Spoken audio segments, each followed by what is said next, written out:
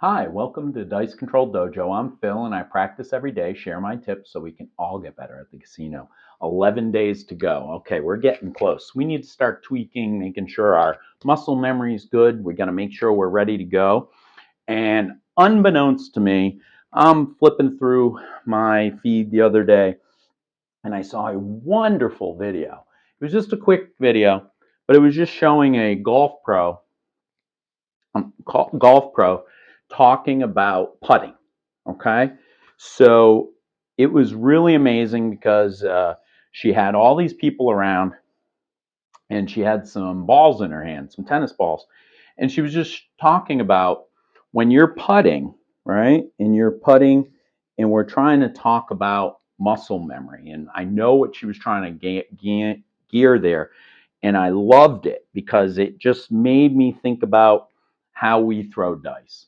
So it really kind of brings it all together, and I wanted to kind of show you. So she took a ball, she took a tennis ball, and she said, "Hey, everybody grab a ball. Now, grab a partner and throw the ball to the partner." Okay. So you throw the ball, right? And she said, "What did you do when you threw the ball?" You looked at the person. So what happens? Let's think about what your brain does when you throw the ball.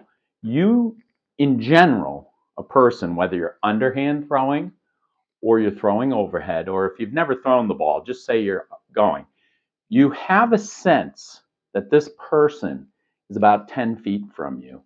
And you have your brain knows from past experience how much you should throw that to that person. So when you throw it and that person catches it, right? That person catches the ball. Your brain knew the muscle memory on how hard that ball should fly out of your hands. The muscle is a learned behavior. It knew how to go. Okay? So then the person catches it. So your brain figures it out. It's 10 feet. The muscle should burn off this much energy to release the ball. Okay? So she was showing that with putting. And what she was trying to show with putting is that a lot of people, when they putt, they're looking at the ball down here, right? They're staring at that ball and they're hitting the ball, right? And not looking at the hole. And what her point is for putting, she's like, I don't want you looking at the ball. I want you to practice just looking at the hole and just putting. You line up that ball where you want it, looking at that hole, and then your muscle memory should be looking at that and knowing, okay, that's how hard I should hit it. And it blew me away. You know, people understand how this brain synapses are, and that's everything that I'm doing right here. For this micro movement, this 10,000 hours of me getting my fingers right, my hands right, changing my throw, coaching and mentoring, trying to tweak everything. We're 11 days out, and I want to make sure that I have all the tools in my toolbox to try and throw.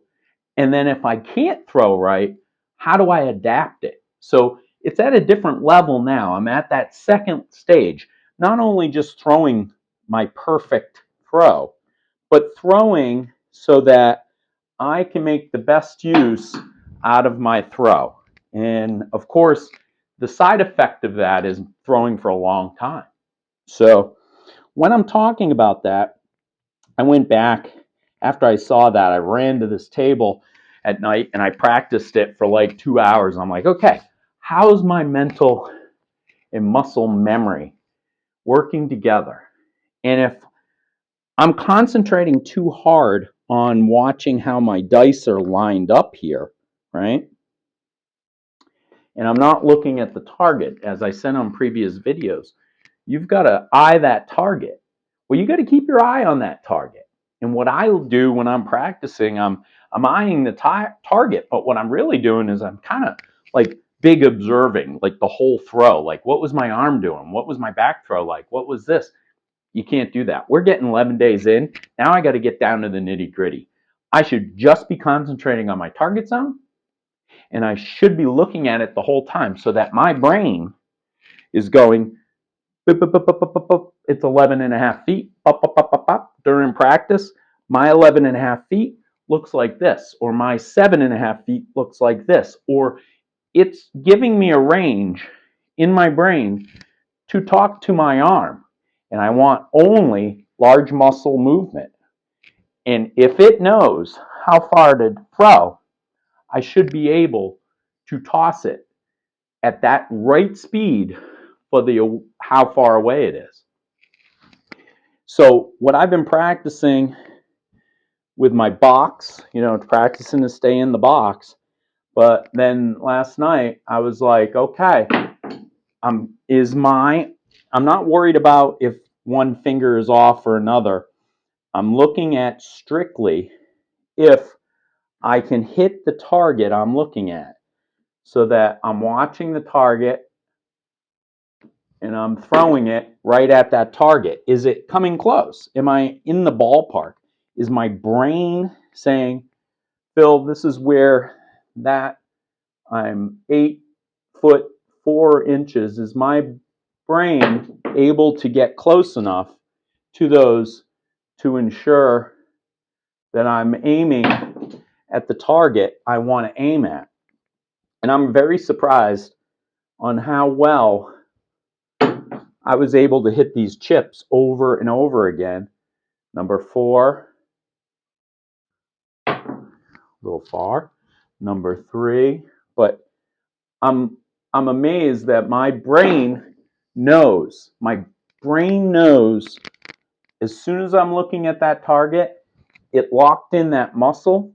Now it's saying, okay, this is how far it should go. And then it hits the chip. I move on to the next one. Number 1. So I'm not talking I'm going to hit the chips exactly every time, but what I'm trying to show you is that my arm swing, that if you're looking at that target, innate in your brain, if you've thrown for 10,000 hours here, your brain should immediately know the distance it needs to throw to hit that chip. All right? So, what are we learning from this? Making sure your eyes are on that chip. Where your landing zone is where you need to throw it.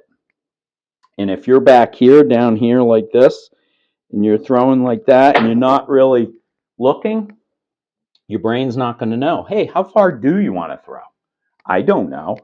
Please tell me. Well, if I'm locking in with my aim eye, which is my left eye, yours may be right, making sure that left eye is focused on which target you want to throw at, it's going to go in that direction.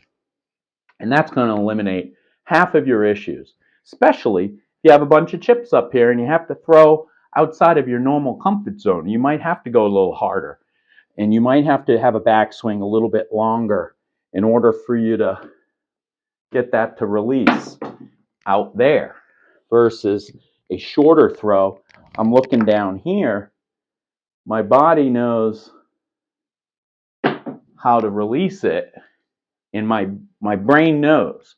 So if you've practiced so much like this, your muscle memory should be in tune with your throw, that you should be able to hit these targets. So I line them up across 6 inches back, because that's what I want, so it'll hit this and stay.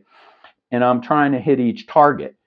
And I'm very happy with my 6 months of training and practicing every day that I'm able to get in the zone and I'm able to hit these. I wish I recorded a few last night. I was bam, bam, bam, bam, bam, right down. Boom, boom, boom, boom, boom. And I was hitting them. So I'm very excited about that. I hope this helped. Give you an update on my live. I couldn't get on the table the other day, so I just put I didn't bother with the hedging. I just put my $50 free bet. I asked my friend, who's the luckiest, to tell me which to put on. He said even, put it on, $50, 1 second, walked out. So I had a free gift card and I made $50 in 1 minute at the casino. So I'm going to continue to do that, and I'll keep sharing how my live practices are going. Hopefully I can get it on the table in the next day or so before I get down there. So please join me tomorrow. And as always, we don't talk about betting strategies, but I know that if you can keep an eye on your target, you can throw for a long, long time.